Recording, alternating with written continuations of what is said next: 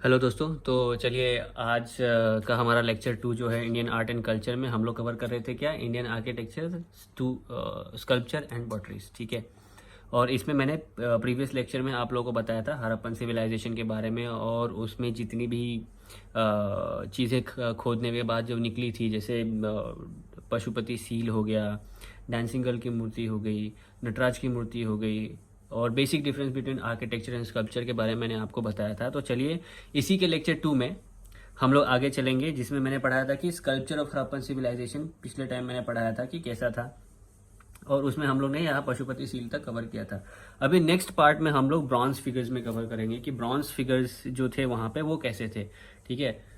दोस्तों ये वीडियो उन लोगों के लिए, ऐसे तो ये वीडियो सभी के लिए है कि इसमें कोई डाउट नहीं है कि आप लोग में से जहाँ भी दिल्ली में आप पढ़ रहे हो या फिर कहीं भी आप पढ़ रहे हो, तो उन सभी के लिए, पर खास करके ये वीडियो उन लोगों के लिए मैं बना रहा हूँ जिनके पास बुक खरीदने तक के पैसे नहीं हैं। और मैं चाहता हूँ कि शिक्षा गरीब से गरीब घर तक भी पहुँचे बिना किसी शुल्क के, बिना किसी पैसे के। मैं यही चाहता हूँ। तो मैंने क्या किया है कि अब मैं डायरेक्टली बुक से पढ़ाता हूँ, ताकि ऐसा ना लगे कि सर कुछ और पढ़ा रहे हैं और कुछ और बता रहे हैं।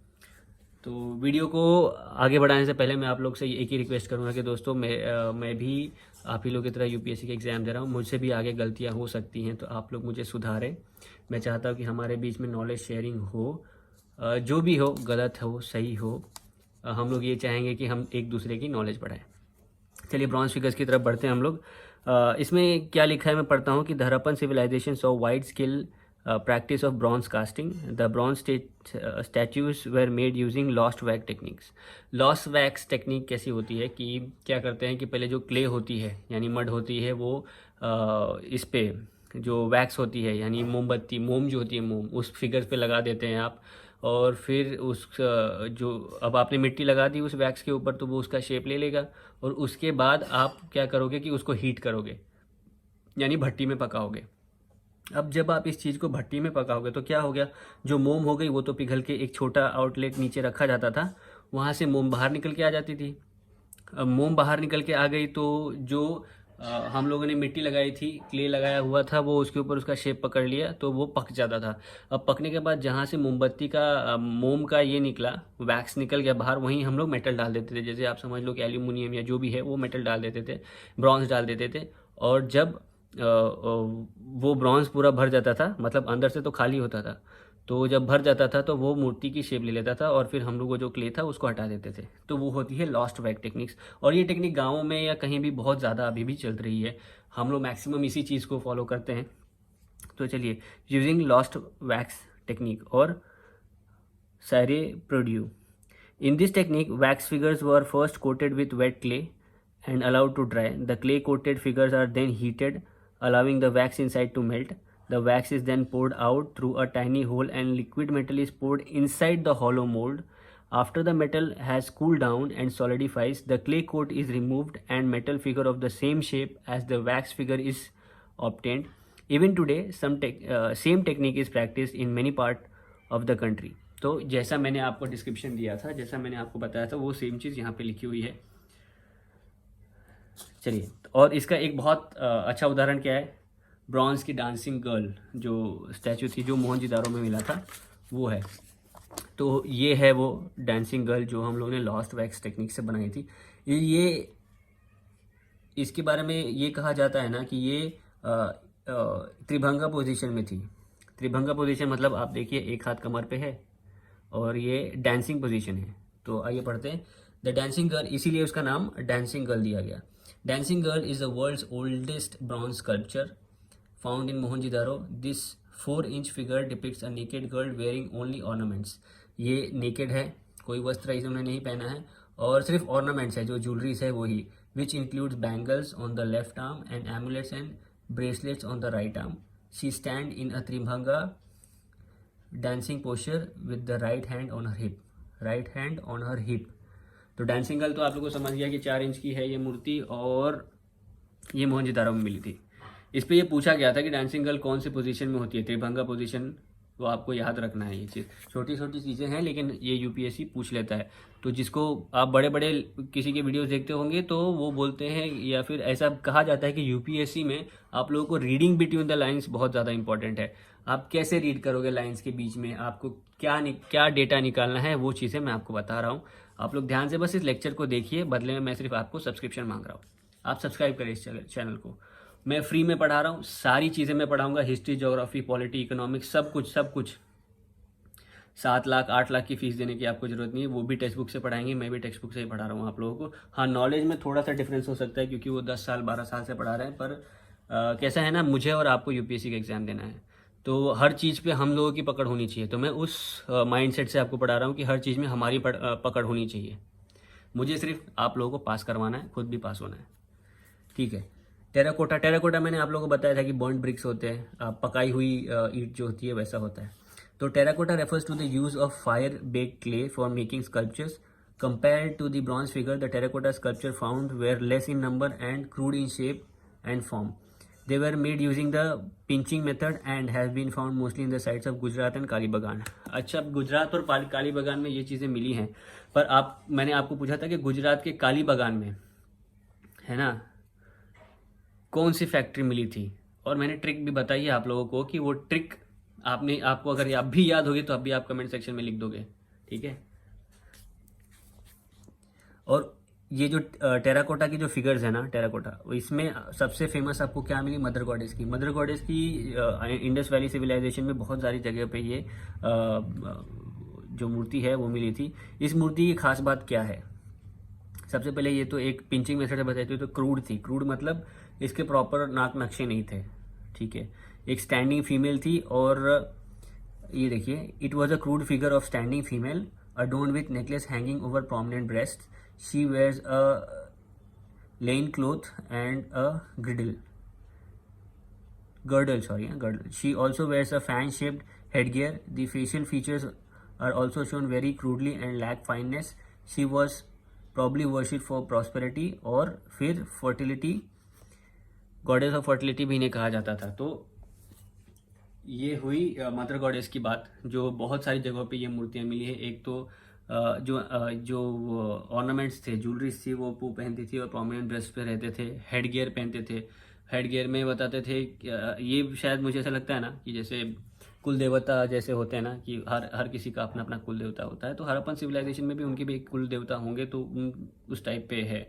आप आज भी आजकल आदिवासियों को देखते हो कि वो लोग भी ऐसा कुछ पहने रहते हैं हर सर पे, और जो मुखिया होता है वो ऐसा कुछ पहनता है जिससे पता चले कि वो मुखिया है, ऐसा। तो कई पिक्चरों में आप देख सकते हो, तो मुझे ज़्यादा इसको एक्सप्लेन करने की ज़रूरत नहीं है। अच्छा, बियर्डेड प्रिस्ट, ठीक है ना। बियर्डेड प्रिस्ट मिले थे मोहनजोदारो में, मेड ऑफ स्टीएटाइट मैंने बताया था कि ज़मीन बोल रहा हूँ, रिवर के नीचे, जब नीचे जो सॉफ्ट स्टोन होता है ना, उससे बना था। It is a figure of bearded man draped in a shawl with turfoil pattern. The eyes are elongated and half closed and in meditation position. Eyes elongated मतलब ऐसी हम लोग बनाते थे ना, नाक से ऐसे elongated वाले, यहाँ पे देखिए ऐसे elongated, तो आइज ऐसे elongated थे, और बियर्ड्स की भी शेप थी, और इन्होंने एक शाल लपेट रखा था और मेडिटेशन पोजीशन में थे। उसके बाद मेल टॉर्सो मैंने आपको बताया था, पर उसमें मैंने आपको बताया था कि वो हिप यानी जो हमारी जांघें होती हैं, थाई होती है, उसके ऊपर की पार्ट थी। आप ये देखिए मेल टॉर्सो कैसे दिखा है, यहाँ देख सकते हैं मेल टॉर्सो कैसे दिखा रहा है। और यहाँ पे सॉकेट थे। सॉकेट मतलब यहाँ पे छेद टाइप है, ताकि आप आर्म्स लगा सकते हैं, ऊपर नेक के पास भी छेद था ताकि आप नेक लगा सके, यानी मुंडी लगा सके। तो found in Harappa and made up of red sandstone. The torso has a frontal posture with well-baked shoulder and a prominent abdomen. There are socket holes in the neck and shoulder, probably for the attachment of head and arms. तो मैंने जैसे आपको बताया वो चीज़ है। अब आते हैं हम लोग पॉटरी की तरफ। The potteries found at the excavation site can be broadly classified into two kinds.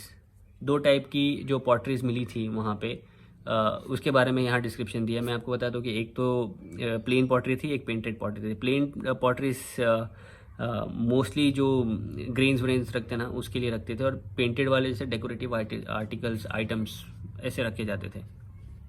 तो ठीक है, two kinds, plain pottery and painted pottery. Painted potteries is also known as black and red ware, as it used red pigments to paint the background and glossy black paint to draw designs and figures on the red background. तो कैसे होता था कि जो ये pot रहते थे उनका बैकग्राउंड रेड रहता था और ब्लैक कलर से बनाए जाते थे वो, ठीक है। Trees, birds, animal figures, and geometrical patterns were the recurring themes of the paintings on the red and black pottery. Most of the potteries that have been found are very fine, wheel-made wares, with very few being handmade. Some examples of polychrome pottery have also been found, though rarely. The potteries were used for three main purposes. Plain potteries में आपको बताया house hold के लिए use किया जाता था. Miniature vessels, miniature मतलब छोटी छोटी potteries.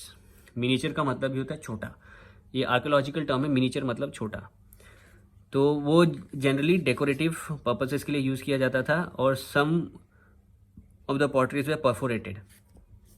परफोरेटेड का मतलब अभी यहाँ क्या हो गया, परफोरेटेड मतलब नीचे से थोड़ा होल और ऊपर से थोड़ा होल, ऐसा रहता था, ताकि वो अभी जैसे कुछ चीज़ उसमें लिक्कर विक्कर डालना हो। लिक्कर मतलब शराब, जो कि बहुत सारी स्टेट्स में बैन है, जैसे बिहार में बैन है शराब,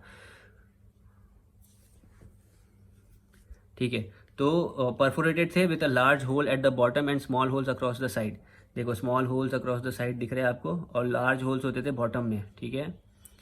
दे might have been use for straining liquor. Straining liquor मतलब दारू उड़ेलने के काम आती थी, यानी ढारने के काम आती थी, अब जो भी आप बोलते हो उस हिसाब से। ऑर्नामेंट्स कैसे थे वहाँ पे, ऑर्नामेंट्स मतलब ज्वेलरीज, ये गले का हार वार जो भी है, ठीक है। लोग ऐसा ज़्यादा लोग ऐसे ही समझते हैं कि हाँ ज्वेलरी मतलब हार, कान के बाली और जो भी है। Harappans use a large variety of materials for precious metals, from precious metals and gemstones to bones and even baked clay to make ornaments. Both men and women wore ornaments such as necklaces, fillets, armlets, and finger rings. Girdles, earrings, and anklets were worn only by women. Beds made from carnelian amethyst, ठीक है ना। अरे यार ये बहुत difficult words है ना, हम लोगों को समझ में ही नहीं आते, ठीक है। ये कार्नेलियन है, ये एमेथिस्ट है, क्वार्टाज है, and steatite were quite popular and were produce on large scale as is evident from the factory discovered in Chanhudaro and Lothal. अच्छा, चानुदारो में एक चीज़ और मिली थी, आप मुझे बताएंगे कमेंट सेक्शन में, ठीक है ना।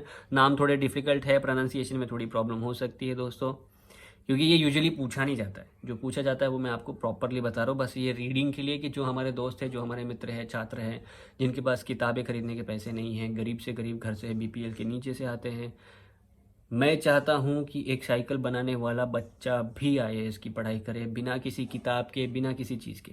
इसके लिए मैं ये चीज़ें कर रहा हूँ। चलिए, ज़्यादातर फैब्रिक कौन सी यूज़ करती थी, कॉटन। तो हाँ, मैं बोल रहा था कि चानुदारो में कुछ स्पेशल मिला था, या फिर उसको स्पेशली कुछ कहते हैं, आप मुझे बताओगे, ठीक है। ये आपके लिए होमवर्क नहीं है, ये इसलिए कि आप लोग को याद होना चाहिए। The Harappans use cotton and wools which were spun by the rich and poor alike. मतलब कॉटन यूज़ करते थे, चाहे गरीब हो या अमीर हो, उन सब के लिए एक ही तरह की चीज़ें बनी जाती थी। पर इनमें ये भी था कि वो लोग थोड़े स्टाइलिश भी थे, इनसे पता चलता है ना, क्योंकि वो लोग बियर्ड्स भी रखते थे, तो फैशन के बारे में थोड़ा उनका अच्छा सेंस था। The people of the time were conscious of fashion as well and can be inferred from the different style of hair and beards. मैंने आपको बताया था ना, बियर्डेड प्रिस्ट मिले थे, तो बियर्डेड प्रिस्ट का जो बियर्ड की शेप थी वो काफ़ी अच्छी थी। तो ये और ऐसा बोला जाता है कि उन लोगों को बियर्ड्स की नॉलेज है, तो हेयर्स भी उनके अच्छे ग्रूम किए हुए रहते थे। ग्रूम मतलब बनाए हुए रहते थे, अच्छे से बाल बनाए हुए, तो उन लोगों को फैशन की भी थोड़ी सेंस थी। अच्छा, ये तो हो गया हमारा क्या, हड़प्पन आर्किटेक्चर, और इसमें के जो पार्ट्स हैं हमारे स्कल्पचर के, पॉटरीज के, ऑर्नामेंट्स के। इसके बाद आता है क्या, मौर्यन आर्ट। तो हम लोग अभी एंशिएंट आर्ट देख रहे हैं, उसमें हम लोग ने हड़प्पा फिनिश किया, अब मोहनजोदड़ो बोल रहा हूँ, मौर्यन आर्ट पे चलेंगे। मौर्यन आर्ट के बाद हम लोग चलेंगे कहाँ, पोस्ट मौर्यन आर्ट, ठीक है। तो मौर्यन आर्ट के टाइम पे जो मौर्यन आर्ट थे वो दो पार्ट्स में डिवाइडेड है। एक होता है कोर्ट आर्ट और एक होता है पॉपुलर आर्ट। कोर्ट आर्ट मतलब जैसे आप समझ लो कि राजा थे और उनके कोष में से थोड़े थोड़े धन मिलते थे, या वहाँ पे जो लोग रहते थे, कोर्टियर्स रहते थे, वो लोग के द्वारा बनाई गई, और कोर्ट और राजा की इनिशिएटिव से बनाई गई। और पॉपुलर आर्ट मतलब अब जैसे राजा शासन कर रहा है, रूल कर रहा है राजा, तो उसके गांव में भी तो लोकल कोई होंगे ना, तो वो लोकल आर्ट वहाँ से फ्लरिश होती है। तो वहाँ से जहाँ पे सीधा सीधा राजा का इन्फ्लुएंस नहीं रहता था, मतलब जो भी आर्ट आर्किटेक्चर बनाने में राजा का इन्फ्लुएंस नहीं होता था, पीपल लोग अपने हिसाब से बनाते थे। चलिए देखते हैं modern art and architecture. With the advent of Buddhism and Jainism which were part of Shramana tradition, the religious and social scenarios of Gangetic valley began to undergo change as both the religious and as both the religions were opposed to the varna and jati system of the Vedic age. They gained patronage of the Kastriya rulers who had grown weary of Brahmanical supremacy. As the Mauryan established their power, a clear demarcation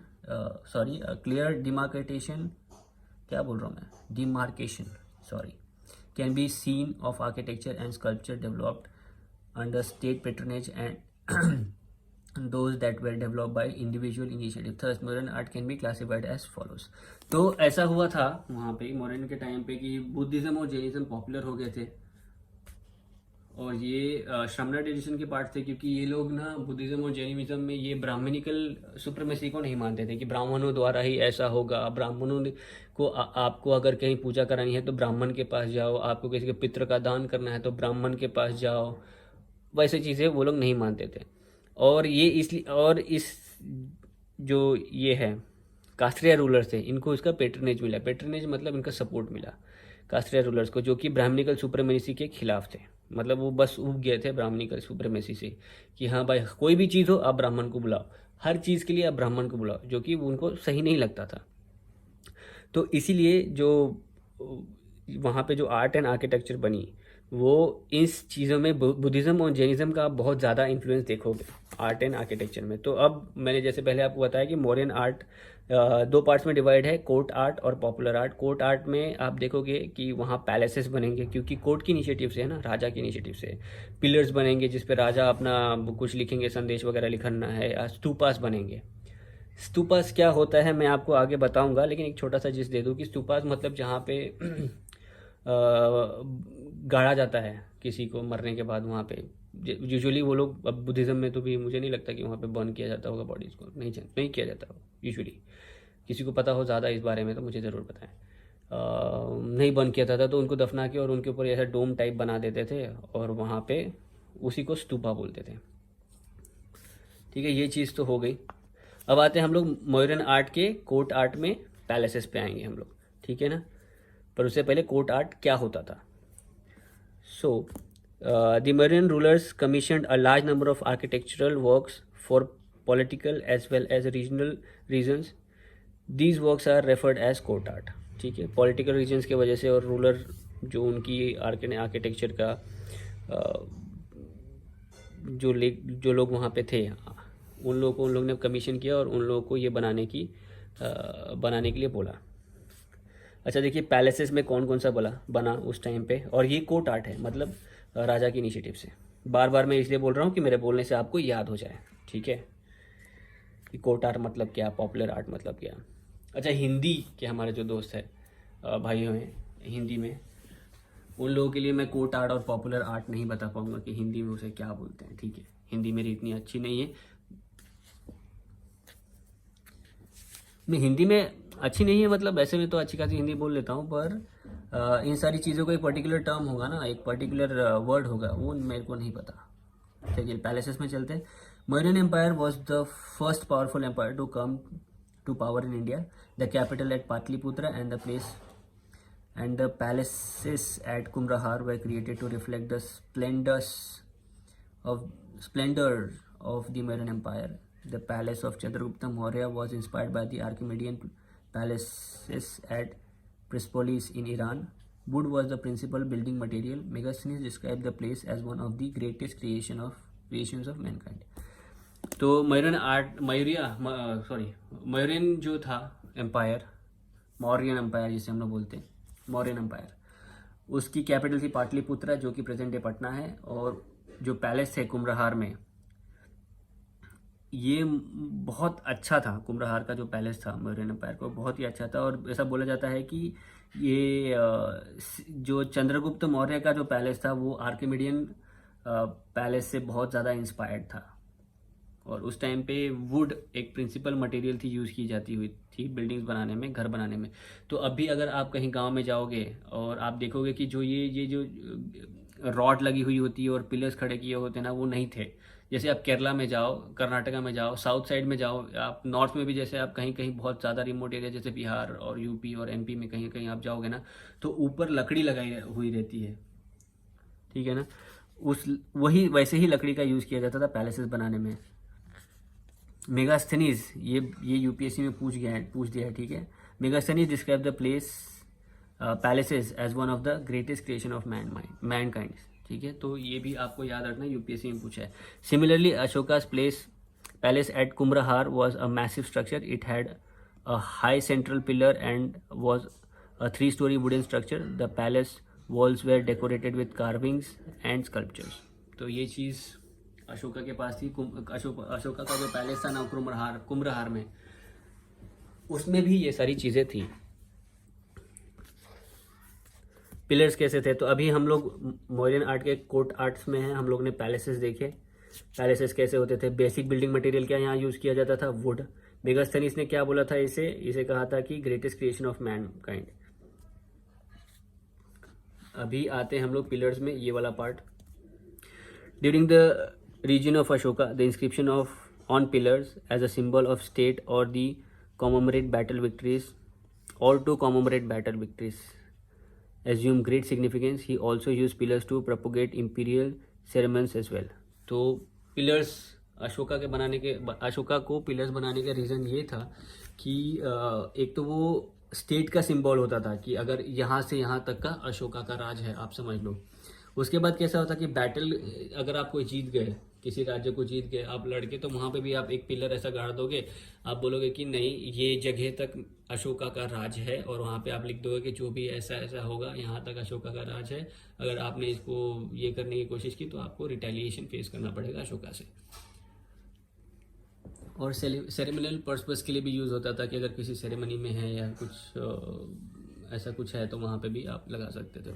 सबसे अच्छी बात ये थी कि अब जैसे अभी लोग कंपेयर करेंगे, अभी यहाँ पे आर्किमिडियन है ना, तो लोग कंपेयर करेंगे कि आर्किमिडियन स्टाइल और अशोका के स्टाइल के पिलर्स का फ़र्क क्या था। अशोका का जो स्टाइल था ना, उसमें ये जो शाफ्ट होती थी ना, ये होती थी मोनोलिथिक मतलब एक सिंगल मटेरियल से बनी हुई, उसमें ज़्यादा कोई और मटेरियल्स यूज़ नहीं किया जाता था। बहरहाल वो तो आगे आएगा, मैं आप लोगों को बताऊंगा आगे पढ़ के। चलिए पढ़ते हैं। On an average of 40 feet height, the pillars were usually made of Chunar sandstone and comprised of shaft and capital. A long shaft formed the base and was made up of single piece of sandstone or monoliths. On top of it lays the capital, which was either lotus shaped or bell shaped. The bell shaped capital were influenced by the Iranian pillars, as was the highly polished and lustrous finish of the pillar. Above it there was a circular or rectangular base known as the abacus, on which an animal figures were placed. तो ये रहती थी पूरी की पूरी एक monolithic shaft, जो आप बोलते हैं ये एक पिलर है। तो इसमें इस पैराग्राफ में ये बताया कि ये जो पार्ट है इसको कहते हैं शाफ्ट मोनोलिथिक, इसको कहते हैं कैपिटल। ये होती थी या तो लोटस शेप की या बेल शेप की, इसे कहते थे अबैकस, यहाँ पे रहता था। यही चीज़ हमारे एम्बलम में भी है, और इसे कहा जाता था कैपिटल। इस कैपिटल पे ज़रूरी नहीं है कि शेर ही हो या कुछ और, कोई और भी एनिमल इस अबैकस पे रह सकता था। तो एनिमल फिगर यहाँ पे होता था, ये चीज़ यहाँ बताई गई है।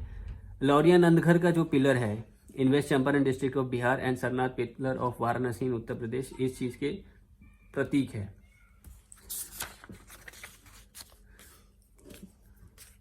हाँ, अशोका टाइम पे the art of stupa reached its climax, ये आगे आने वाला है, पर आप नोट करके रख लिए। तब तक मैं ना 1 मिनट में दोस्तों अभी आता हूँ।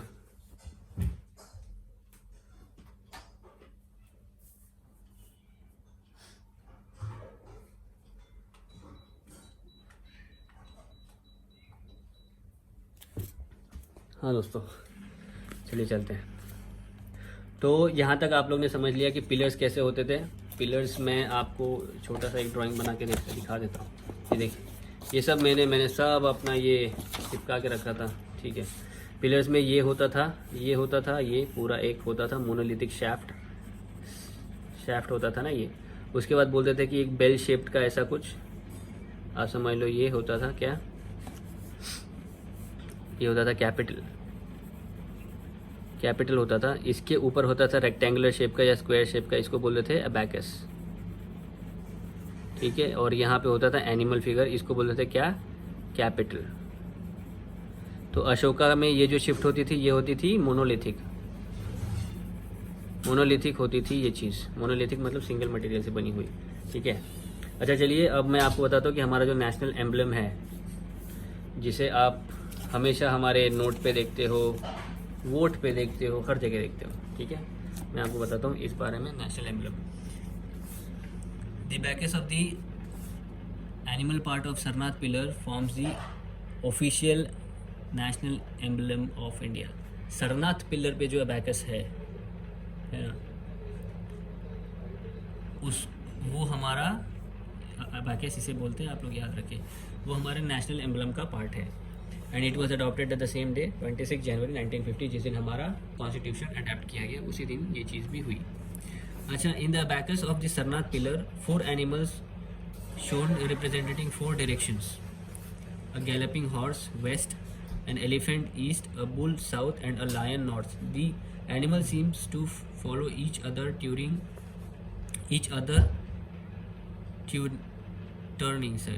right the wheel of existence till eternity. The elephant depicts the dream of Queen Maya. अब क्वीन माया कौन है, ये आप मुझे बताएंगे कौन है क्वीन माया। चलिए छोड़िए, मैं बता देता हूँ। अशोका की मदर का नाम था क्वीन माया। अब ये चीज़ गलत है या सही, आप मुझे बताएं। Where a white elephant enters her womb, the bull depicts the zodiac sign of Taurus, the month in which Buddha was born. Horse represents horse Kanthaka, which Buddha is said to have used for living his princely life. The lion shows the attainment of enlightenment. Her animal का अपना अपना एक role play किया गया है इसके अंदर। तो एलिफेंट था, वो जो थे क्वीन माया का जो ड्रीम था कि एलिफेंट, वाइट एलिफेंट एंटरिंग हर वूम, ये डिपिक्ट करता है। बुल जो है वो जोडियक साइन टॉरस मतलब वृषभ राशि, उसका रिप्रेजेंटेशन करता है। जो हॉर्स था वो ये डिपिक्ट करता है कि बुद्धा जब अपने राजमहल से निकल रहे थे बुद्ध बनने के लिए, यानी बुद्ध भिक्षुक बनने के लिए या बुद्धा बनने के लिए, तब का है, उसको रिप्रेजेंट करता है। और जो लायन है वो एनलाइटमेंट, ज्ञान की प्राप्ति को रिप्रेजेंट करता है। In the national emblem of India, the word Satyameva Jayate from the Mundaka Upanishad meaning the truth alone triumphs are inscribed below the abacus in Devanagari script. The capital is crowned by the wheel of the law Dharmachakra. The 4 lions symbolises Buddha spreading dharma in all direction. It was build in the commemoration of the first sermon by Buddha known as Dharmachakra Parivartan. धर्मचक्र परिवर्तन जो है वो आगे Buddhism Jainism में आएगा, पर कैसा था, पहले ये चीज़ें आप जान लें कि नेशनल एम्बलम में जो सत्यमेव जयते है, ये यूपीएससी में पूछा है। सत्यमेव जयते है वो मुंडक उपनिषद से लिया गया है। अगर आपको यकीन नहीं होता तो PYQ के क्वेश्चन उठा के देख ले, देवनागरी स्क्रिप्ट में लिखी गई थी ये चीज़, देवनागरी स्क्रिप्ट में लिखी गई थी, ये आपको याद रखना है। धर्मचक्र परिवर्तन क्या हुआ कि जब बुद्धा को एनलाइटमेंट मिल गया, यानी कि ज्ञान की प्राप्ति हो गई, 45-48 के आसपास उनको ज्ञान की प्राप्ति हो गई थी, तब उन्होंने क्या किया कि अपने कुछ शिष्य थे उनके साथ बैठ के पहला सेरेमन दिया था। अब पहला सेरेमन जो हमारे ऑलरेडी जिन्होंने 1-2 अटेम्प्ट दे दिया, मुझे बताया कि बुद्धा ने अपना फर्स्ट सेरेमन कहाँ दिया था, और जो चीज़ वहाँ से शुरू हुई उसे कहा जाता है धर्मचक्र परिवर्तन, ठीक है।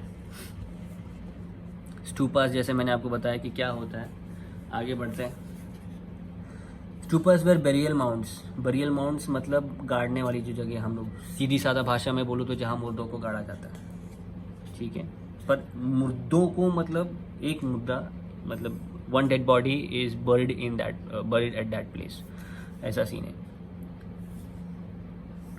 Prevalent in India from the वैदिक पीरियड से ये चीज़ चली जा रही है। आप आज भी देखोगे कि कहीं जगह जहाँ लोगों ने किसी को गाड़ दिया है, बहुत प्रिय है, या फिर समझो कि संत साधु टाइप्स थे, उनके जगह पे ऐसी मज़ार, क्या बोलते हैं उनको, ऐसे डोम्स बना दिए हैं, ठीक है।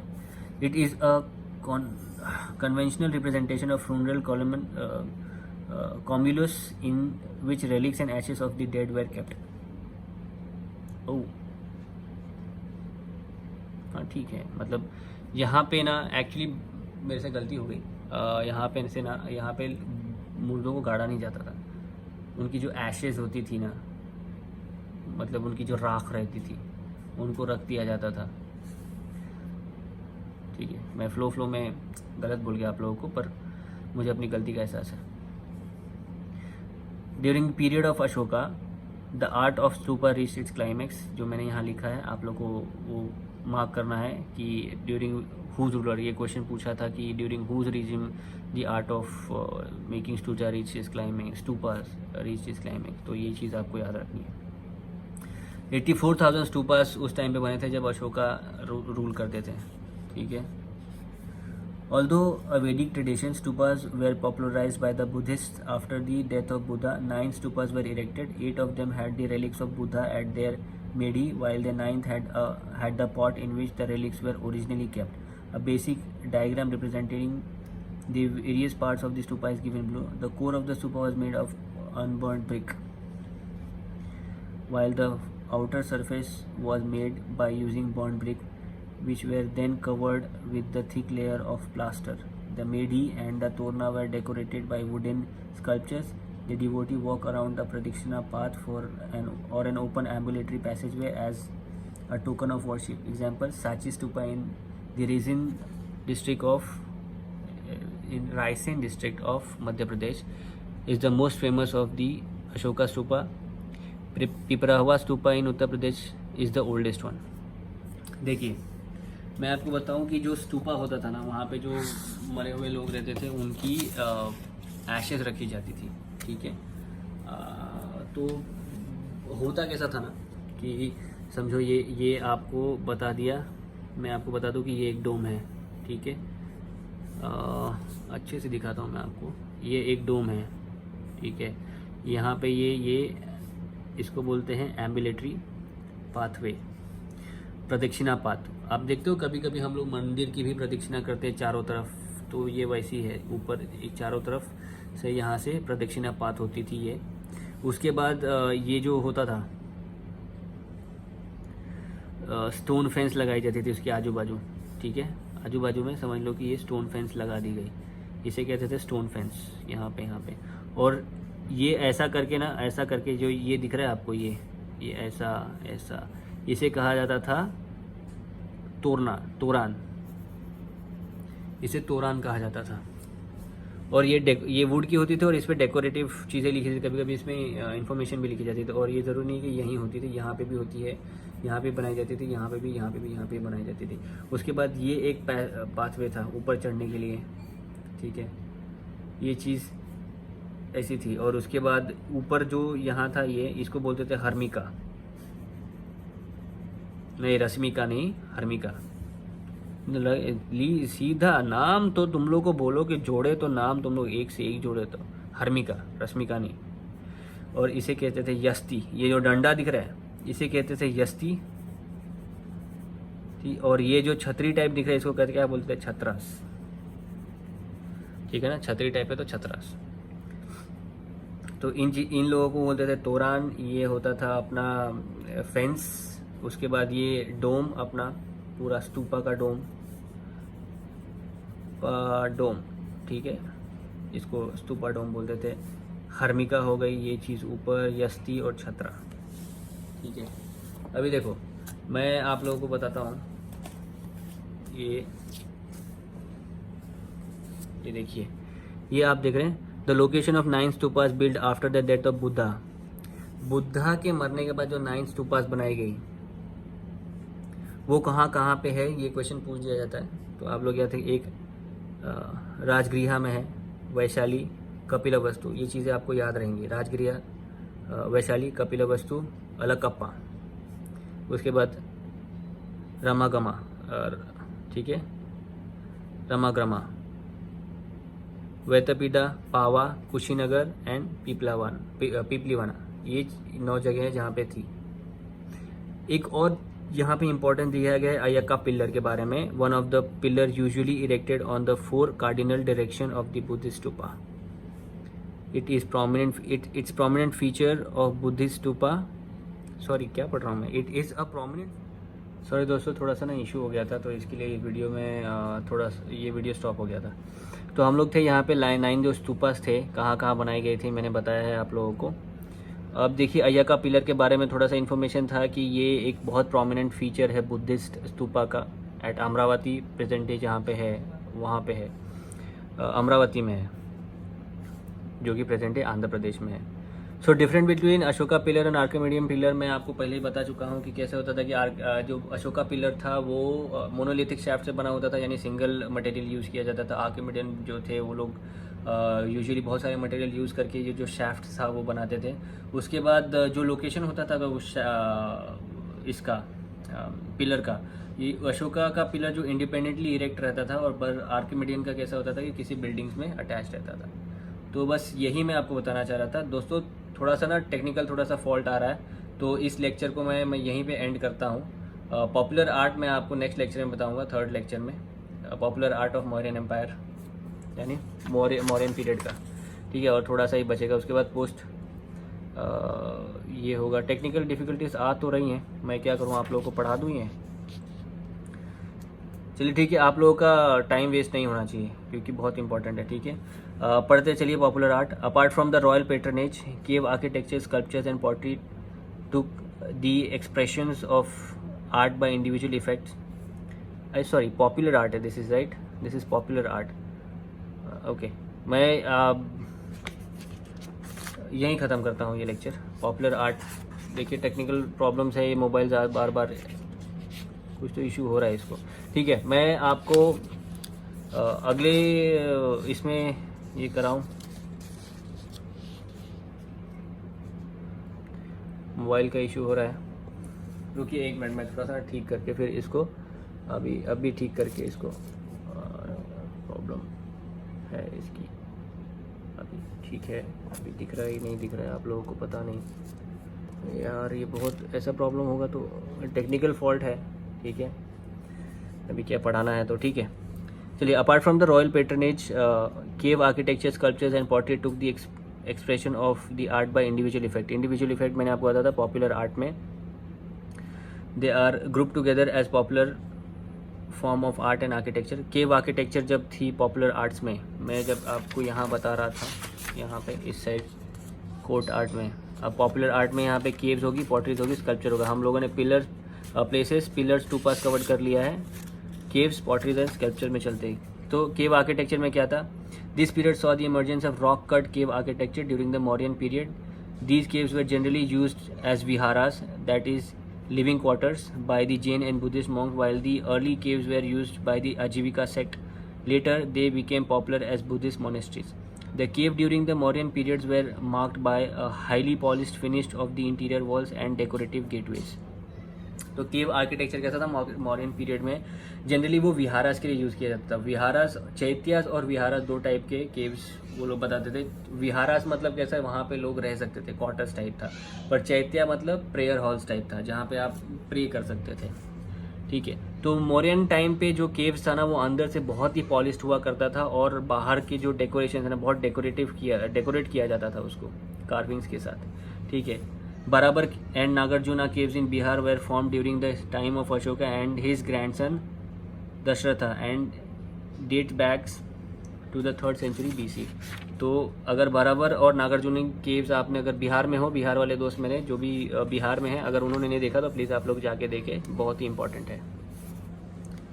नासिक का केव्स था, जिसे हम लोग पांडव लेनी भी कहा जाता है, या त्रिरश्मि लेनी भी कहा जाता है। तो यहाँ पे मैं आपको बताता हूँ कि देखिए नासिक में जो केव है, it was among 23 Buddhist caves also known as Pandav Leni और Trirashmi Leni. They were perhaps carved between the 1st century BC and 3rd century AD and belong to the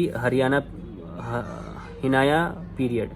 However, later the influence of the Mahayana sect can also be found in these caves. Under the Hinaya sect, Buddha's presence is indicated through the use of motifs and symbols like throne and footprint, and later idol of Buddhas were also carved inside these caves, representing the influence of Mahayana Buddhism. These sites also depicts an excellent system of water management, indicated through the presence of water tank carved out of solid rocks. तो Buddhist caves थे ये नासिक के जो caves है, और इसको popularly पांडवलेनी कहा जाता है। पांडवलेनी के साथ साथ आपको मैं ये बता दूं कि ये जो केव्स थे इसमें हम लोग इसमें पहले महायाना सेक्टर था, हिनायाना सेक्टर था। अब जैसे बुद्धिज्म है ना, बुद्धिज्म जो है उसमें दो सेक्ट आते थे, एक तो हिनायन आता था, एक आते थे महायानस। ठीक है, देख पा रहे हो आप लोग? ये लोग क्या करते थे, ये लोग आइडल्स की पूजा नहीं करते थे। ये लोग भगवान बुद्ध को या तो उनके फुटप्रिंट्स थे या तो लोटस तो मानते थे। उसके बाद ये जो महायानास थे, बाद में जब ये केव्स में तो जो महायाना सेक्ट आने लगे, वो लोग आइडल्स की पूजा करने लगे। ठीक है ना, बुद्धा की। बुद्धिज्म में ये चीज़ आएगी, मैं आपको पढ़ाऊंगा। ठीक है, तो ये था केव्स के बारे में। तो मरीन पीरियड में जो केव्स रहते थे, एक तो अंदर से बहुत डेकोरेटिव रहते थे और बाहर गेटवे था, वो उस पर इंटीग्रेट कार्विंग्स की गई रहती थी। उसमें केव्स है बाराबर एंड नागार्जुन, बिहार में है। उसके बाद स्कल्पचर्स क्या था वहाँ पे, sculptures were used primarily for the decoration of stupas in the Torana and Meidhi and as a form of religious expression. Two of the famous sculptures of the Mauryan period are those of Yaksha and Yakshi. ठीक है, they were objects of worshipping related to all three religions, Jainism, Buddhism and Hinduism. The earliest mention of Yaksha can be found in Silapadikaram, a Tamil text. Similarly, all of the Jain Tirthankars were associated with a Yakshi. तो यक्ष and यक्षी के बारे में मैंने आपको बताया था। यक्ष आप लोग कभी देखे हो यक्ष, मैं बताऊंगा आप लोग को। यक्ष जो है ना, वो एक बहुत ये माना जाता था, सिंबल ऑफ प्रॉस्पेरिटी भी माना जाता था उसको, यक्ष और यक्षिका को। यक्षी जो थी, आप लोग ने किसी पिक्चरों में देखा होगा कि यक्षी को बताया गया है, मेरे को मूवी का नाम याद नहीं आ रहा, पर यक्षी को बताया गया है। और इसके बारे में फर्स्ट एविडेंस कहाँ मिलता है, शिल्पादिकरम जो तमिल टेक्स्ट थी उसमें मिलता है। और ऐसा कहा गया है कि जैन तीर्थंकर भी somehow they are also associated with yakshi. तो ये देखिए, ये है यक्षी का photo from left, yakshi sculpture and yakshika. ये यक्षिका है, ये यक्षी है। सलभंजिका भी एक यक्षी ही है। देखिए, in a Buddhist art salabhanjika is an image of yakshi holding a tree. ये देखिए, यक्षी होल्डिंग अ ट्री, और ये बहुत खूबसूरत थी यक्षी। यक्षी जो थी शिलभंजिका है ना, वो बहुत खूबसूरत थी। और अब रेफरेंस, ठीक है, shalabhanjika can be seen as a bracket figure on the gateway of a great stupa at Sanchi. Shalabhanjika motif was regarded as an auspicious symbol and incorporated into a decoration of the stupa. It suggests that many people who turned to Buddhism enriched it with their own pre-Buddhist, non-Buddhist practices and belief. तो ये थी यक्षी के बारे में, और ये बहुत खूबसूरत थी और इसको बहुत ऑस्पिशियस और अमीरी का प्रतीक माना जाता था, आप समझ लीजिए। पॉटरी कैसी थी उस टाइम पे मरीन पीरियड में? Pottery of the Mauryan period is generally referred to as a northern black polishware, NBPW. They were characterized by the black paint and highly lustrous finish and were generally used as luxury items. They have often been referred to as the highest level of potteries. इसे highest level of potteries बोला जाता था, northern black polishwares, NBPW। पूछा है UPSC में, आप लोगों को ध्यान रखना है। दोस्तों, टेक्निकल प्रॉब्लम्स है, मैं बहुत फिक्स करने का ट्राई कर रहा हूँ, पर ये नहीं हो रही है, तो इसके लिए इस वीडियो को मैं यहीं ख़त्म करता हूँ। मैं आप लोगों से एक रिक्वेस्ट करूंगा कि आप लोग चैनल को सब्सक्राइब करें। यूपीएससी के बारे में आपको पढ़ना है तो फ्री में मैं पढ़ा रहा हूं, आप लोगों को सारी चीज़ें पढ़ाऊंगा, क्योंकि हम लोगों को सिंगली सब कुछ याद करके एग्ज़ाम देना है। तो आप लोग चैनल को सब्सक्राइब करें, वीडियो को शेयर करें और ज़्यादा से ज़्यादा लाइक करें। मिलता हूँ नेक्स्ट लेक्चर में। नेक्स्ट लेक्चर में हम लोग शुरू करेंगे क्या, पोस्ट मॉडर्न आर्ट।